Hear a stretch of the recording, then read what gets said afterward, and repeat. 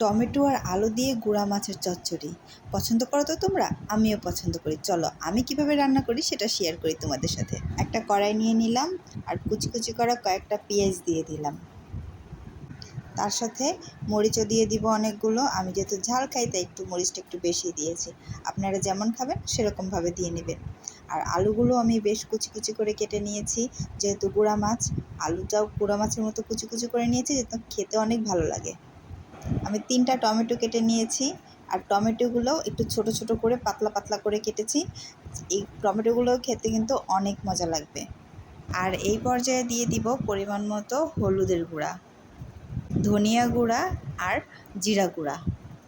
গুঁড়া মাছে খুব বেশি মশলা বাটাবাটি করে দিলে কিন্তু খুব একটা ভালো লাগে না, সেই জন্য এই গুঁড়া মাছে কোনো রকম আমি মশলা ব্যবহার করিনি, কিন্তু একটু জিরা গুঁড়া আর একটু ধনিয়া গুঁড়া ব্যবহার করেছি, যেটা তরকারির স্বাদটাকে অনেকটা চেঞ্জ করে দিবে। আপনারা চাইলে ধনিয়া গুঁড়াটা স্কিপ করতে পারেন, কিন্তু জিরা গুঁড়াটা দিবেন, সেটা তরকারিটাকে অনেক বেশি মজার করবে। মশলাপাতি সব দেওয়া হয়ে গেলে এই পর্যায়ে টমেটো দিয়ে সবগুলো খুব মাখায় নেব। একটু তেল দিয়ে দিলাম আর মাছগুলোকেও খুব আলতোভাবে তরকারিতে দিয়ে দিলাম। মাছগুলো দেওয়ার পরে খুব একটা মাখাবো না, কারণ মাখালে মাছগুলো ভেঙে যেতে পারে, সেজন্য ওইভাবে আমি পানি দিয়ে দিলাম। আর পানি দেওয়ার পরে হাত দিয়ে খুব ভালোভাবে চারপাশটা পরিষ্কার করে দিলাম। এই পর্যায়ে চুলায় বসিয়ে দেব।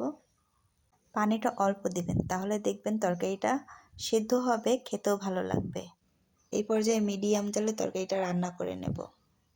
দেখেন পানিটা শুকায় আসলে হালকা একদম অল্প জালে আস্তে আস্তে করে চারপাশটা ঘুরিয়ে পোড়া পোড়া করে নেব। আমি এই তরকারির মধ্যে একটুও পানি রাখবো না, পুরোটা তেল তেল ভাব থাকবে তরকারির ভেতরে। এভাবে করে অল্প জালে অনেকক্ষণ ধরে ঘুরিয়ে ঘুরিয়ে আমি এগুলোকে পুড়িয়ে নেব, মানে পানিটা একেবারে শুকিয়ে নেব, হালকা পোড়া পোড়া নিচে একটা ভাব থাকবে। তরকারির নিচটা কড়াইয়ের সাথে লেগে এমন সুন্দরভাবে লাল হয়ে থাকবে, স্মেলটাও অনেক ভালো আসবে আর খেতেও অনেক বেশি ভালো লাগবে। আর যে তেলগুলো ছিল সেগুলো উপরে ভাসা ভাসা হয়ে থাকবে। ব্যাস রেডি হয়ে গেল আমার গুঁড়া মাছের তরকারি। ভিডিওটা কেমন লাগলো অবশ্যই কমেন্টে জানাবেন।